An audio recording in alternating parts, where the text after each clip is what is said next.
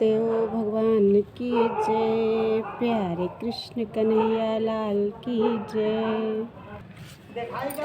श्रीमद् भगवद गीता यथारूप द्वितीय अध्याय चल रहा है हमारा। गीता का सार 50 श्लोक हो चुके हैं, आज 51वें श्लोक से।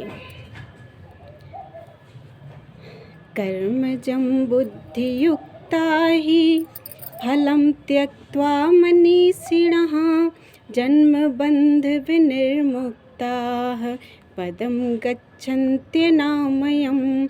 इस तरह भगवत भक्ति में लगे रहकर बड़े बड़े ऋषि मुनि अथवा भक्तगण अपने आप को इस भौतिक संसार में कर्म के फलों से मुक्त कर लेते हैं। इस प्रकार वे जन्म मृत्यु के चक्र से छूट जाते हैं और भगवान के पास जाकर उस अवस्था को प्राप्त करते हैं जो समस्त दुखों से परे है। तात्पर्य: मुक्त जीवों का संबंध उस स्थान से होता है जहाँ भौतिक कष्ट नहीं होते। भागवत में कहा गया है, समाश्रिता ये पद पल्लव प्लवम महत्पदम पुण्य यशो मुरारे भवाम्बुधिर्वत वत्स पदम परम पदम पदम पदम यद विपदाम न तेषाम।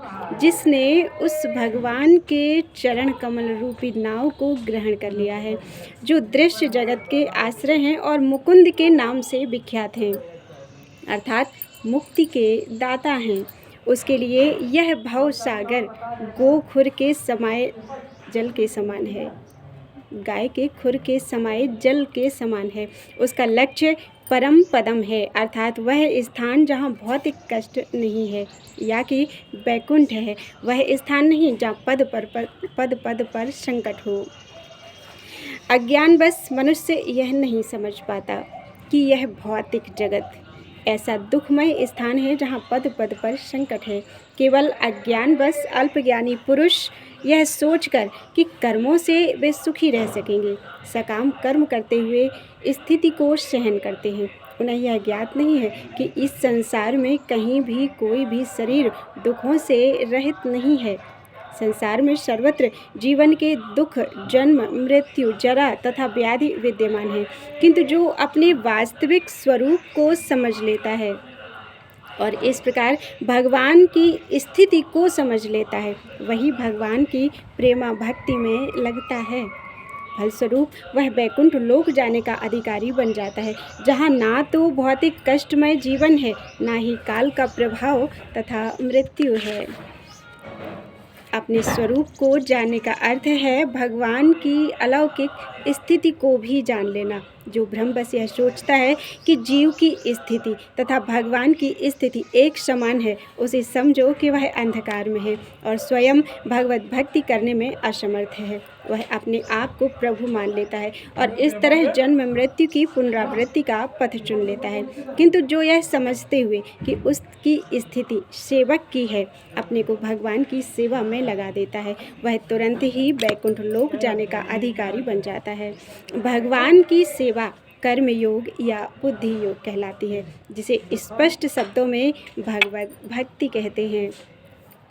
यदा ते मोह कलिलं बुद्धिर्व्यतितरिष्यति तदा गन्तासि निर्वेदं श्रोतव्यस्य श्रुतस्य च।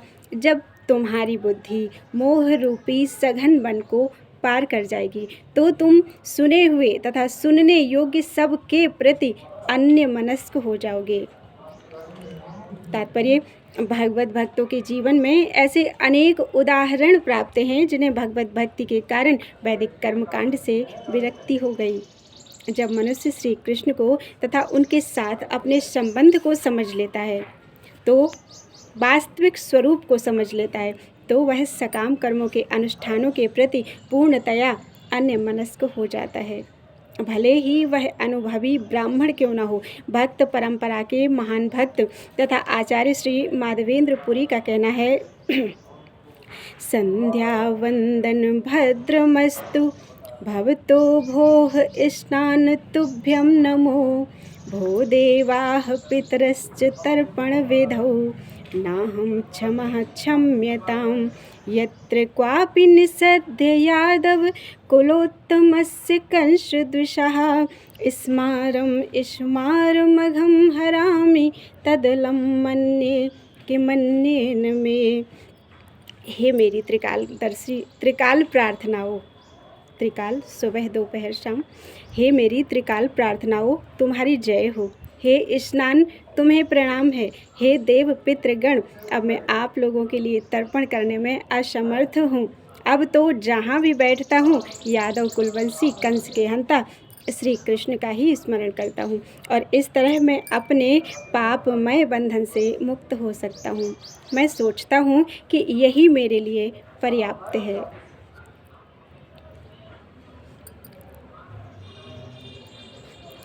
वैदिक रस्म तथा अनुष्ठान यथा त्रिकाल संध्या, प्रातःकालीन स्नान, पितृ तर्पण आदि नव दीक्षितों के लिए अनिवार्य हैं, किंतु जब कोई पूर्णतया कृष्ण भावना भावित हो और कृष्ण की दिव्य प्रेमा भक्ति में लगा हो तो वह इन विधि विधानों के प्रति उदासीन हो जाता है, क्योंकि उसे पहले ही सिद्धि प्राप्त हो चुकी होती है। यदि कोई परमेश्वर कृष्ण की सेवा करके ज्ञान को प्राप्त कर लेता है तो उसे शास्त्रों में वर्णित विभिन्न प्रकार की तपस्याएं तथा यज्ञ करने की आवश्यकता नहीं रह जाती। इसी प्रकार जो यह नहीं समझता कि वेदों का उद्देश्य कृष्ण तक पहुंचना है और अपने आप को अनुष्ठान आदि में व्यस्त रखता है, वह केवल अपना समय नष्ट करता है। कृष्ण भावना भावित व्यक्ति शब्द ब्रह्म की सीमा या वेदों तथा उपनिषदों की परिधि को भी लांघ जाते हैं।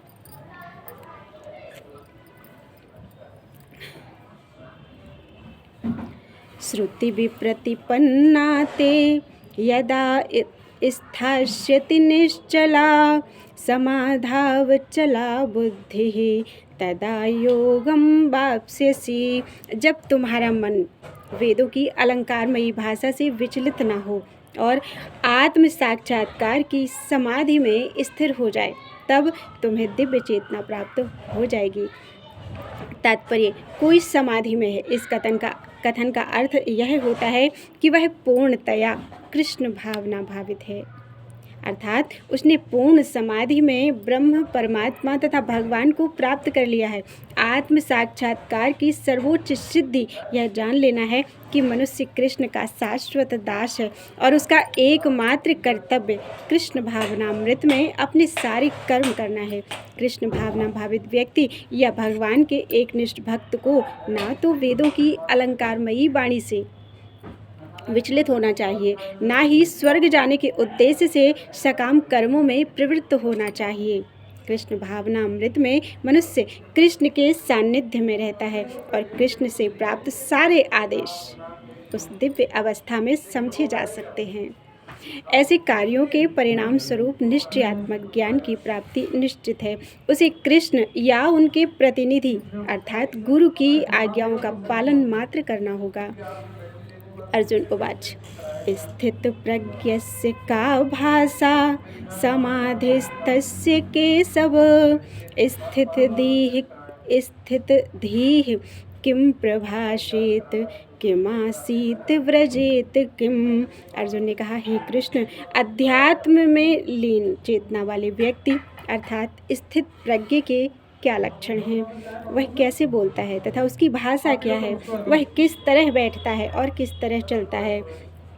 तात्पर्य, जिस प्रकार प्रत्येक व्यक्ति के उसकी विशिष्ट स्थिति के अनुसार कुछ लक्षण होते हैं, उसी प्रकार कृष्ण भावना भावित पुरुष का भी विशिष्ट स्वभाव होता है, यथा उसका बोलना, चलना, सोचना आदि। जिस प्रकार धनी पुरुष के कुछ लक्षण होते हैं जिनसे वह धनवान जाना जाता है, जिस तरह रोगी अपने रोग के लक्षणों से रुग्ण जाना जाता है या कि विद्वान अपने गुणों से विद्वान जाना जाता है, उसी तरह कृष्ण की दिव्य चेतना से युक्त व्यक्ति अपने विशिष्ट लक्षणों से जाना जाता है। इन लक्षणों को भगवद गीता से जाना जा सकता है, किंतु सबसे महत्वपूर्ण बात यह है कि कृष्ण भावना भावित व्यक्ति किस तरह बोलता है, क्योंकि वाणी ही किसी मनुष्य का सबसे महत्वपूर्ण गुण है। कहा जाता है कि मूर्ख का पता तब तक नहीं लगता जब तक वह बोलता नहीं है। एक बने ठने मूर्ख को तब तक नहीं पहचाना जा सकता जब तक वह बोले नहीं, किंतु बोलते ही उसका यथार्थ रूप प्रकट हो जाता है। कृष्ण भावना भावित व्यक्ति का सर्व प्रमुख लक्षण यह है कि वह केवल कृष्ण तथा उन्हीं से संबद्ध विषयों के बारे में बोलता है। फिर तो अन्य लक्षण स्वतः प्रकट हो जाते हैं जिनका उल्लेख आगे किया गया है। श्री भगवान उवाच प्रजहाति यदा कामान् सर्वान् पार्थ मनोगतान् आत्मन्येवात्मना तुष्टः स्थितप्रज्ञस्तदोच्यते।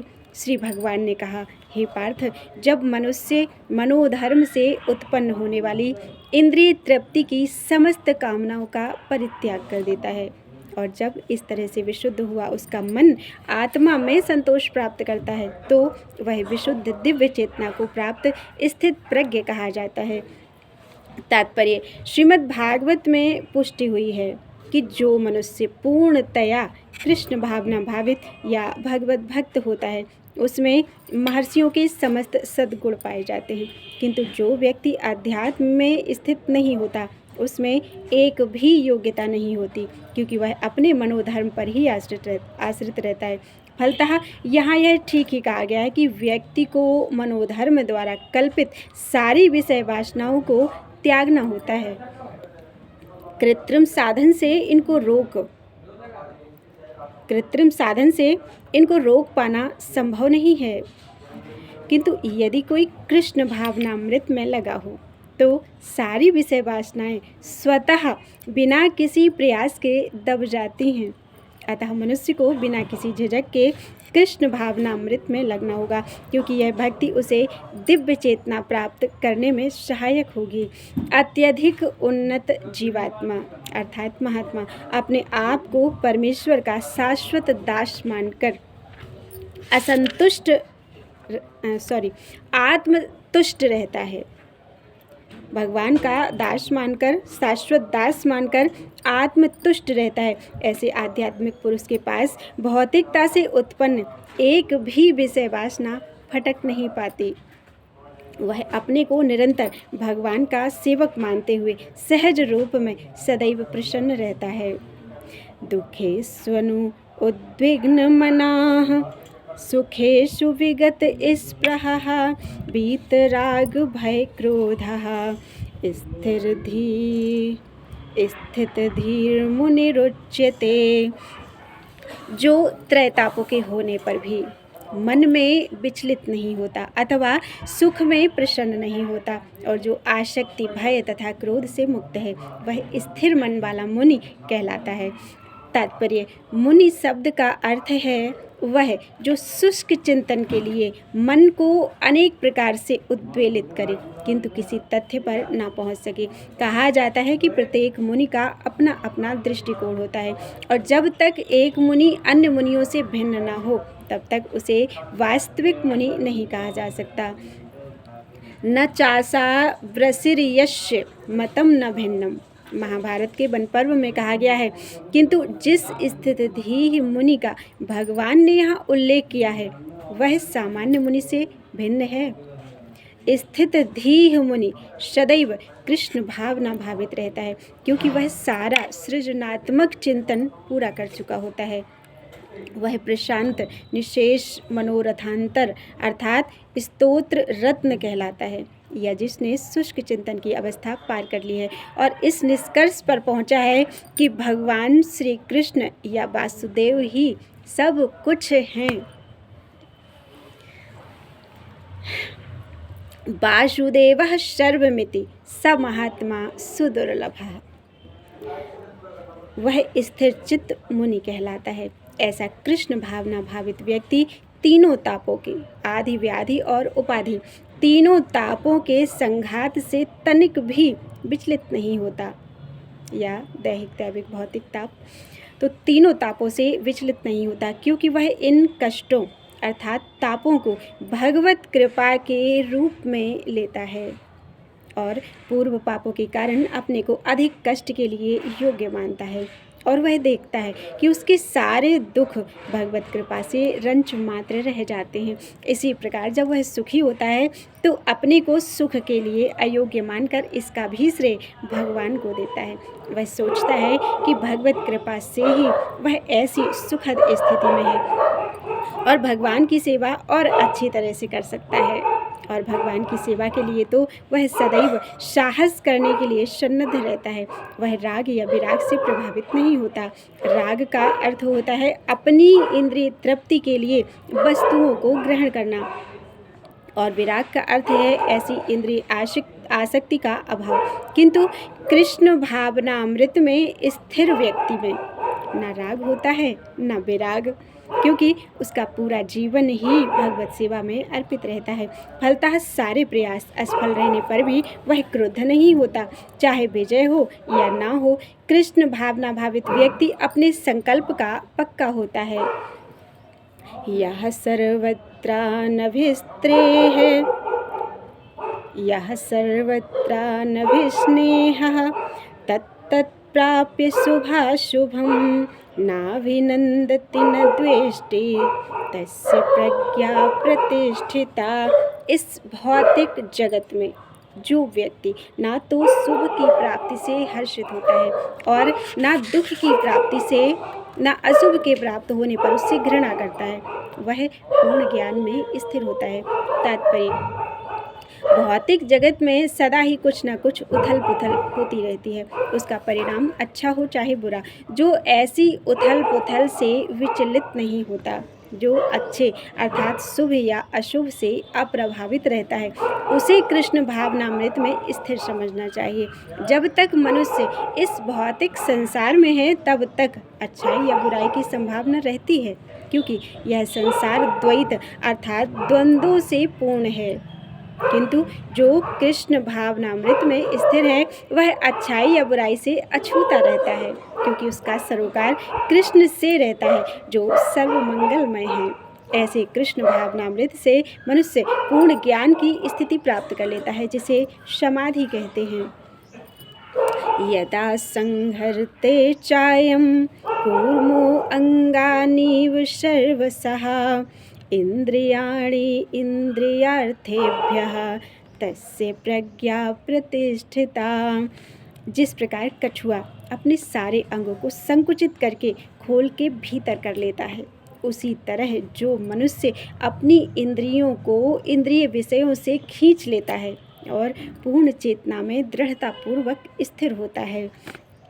तात्पर्य, किसी योगी भक्त या आत्मसिद्ध व्यक्ति की कसौटी यह है कि वह अपनी योजना के अनुसार इंद्रियों को वश में कर सके, किंतु अधिकांश व्यक्ति अपनी इंद्रियों के दास बने रहते हैं और इंद्रियों के ही कहने पर चलते हैं। यह है उत्तर इस प्रश्न का कि योगी किस प्रकार स्थित होता है। इंद्रियों की तुलना विषैले सर्पों से की गई है। वे अत्यंत स्वतंत्रता पूर्वक तथा बिना किसी नियंत्रण के कर्म करना चाहती हैं। योगी या भक्त को इन सर्पों को वश में करने के लिए एक सपेरे की भांति अत्यंत प्रबल होना चाहिए। वह उन्हें कभी भी कार्य करने की छूट नहीं देता। शास्त्रों में अनेक आदेश हैं, उसमें से कुछ करो तथा कुछ ना करो से संबद्ध है। ओम हरि। जब तक कोई इन करो या ना करो का पालन नहीं कर पाता और इंद्रिय भोग पर संयम नहीं बरतता है, तब तक उसका कृष्ण भावनामृत में स्थिर हो पाना असंभव है। यहाँ पर सर्वश्रेष्ठ उदाहरण कछुए का है। वह किसी भी समय अपने अंग समेट सकता है और पुनः विशिष्ट उद्देश्यों से उन्हें प्रकट कर सकता है। इसी प्रकार कृष्ण भावना भावित व्यक्तियों की इंद्रियां भी केवल भगवान की विशिष्ट सेवाओं के लिए काम आती हैं, अन्यथा उनका संकोच कर लिया जाता है। अर्जुन को उपदेश दिया जा रहा है कि वह अपनी इंद्रियों को आत्मतुष्टि में ना करके भगवान की सेवा में लगाए। अपनी इंद्रियों को सदैव भगवान की सेवा में लगाए रखना कूर्म द्वारा प्रस्तुत दृष्टांत के अनुरूप है, जो अपनी इंद्रियों को समेटे रखता है। विषया विनिवर्तन्ते निराहारस्य देहिनः रसवर्जं रसोप्यस्य परम दृष्ट्वा निवर्तते। देहधारी जीव इंद्रिय भोग से भले ही निवृत्त हो जाए, पर उसमें इंद्रिय भोगों की इच्छा बनी रहती है। लेकिन उत्तम रस के अनुभव होने से ऐसे कार्यों को बंद करने पर वह भक्ति में स्थिर हो जाता है। तात्पर्य, जब तक कोई अध्यात्म को, अपने आत्मा को, अध्यात्म मीन्स अपनी आत्मा के निकट, तो जब तक कोई अध्यात्म को प्राप्त ना हो तब तक इंद्रिय भोग से विरत होना असंभव है।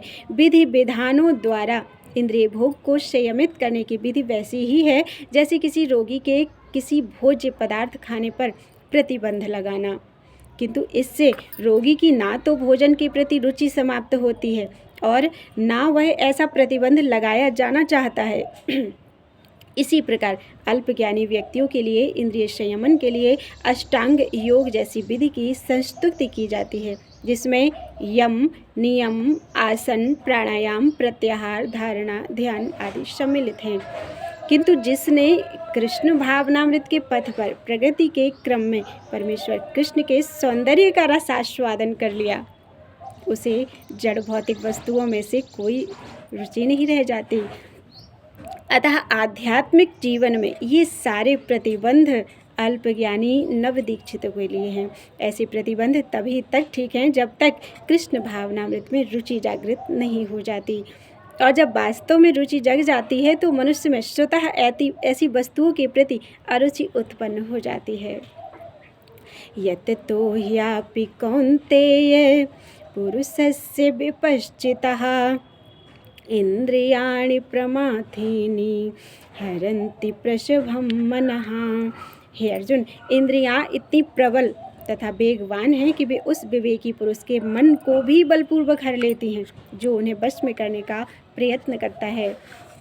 तात्पर्य, अनेक विद्वान ऋषि, दार्शनिक तथा अध्यात्मवादी इंद्रियों को वश में करने का प्रयत्न करते हैं, किंतु उनमें से बड़ा भी कभी कभी विचलित मन के कारण इंद्रिय भोग का लक्ष्य बन जाता है।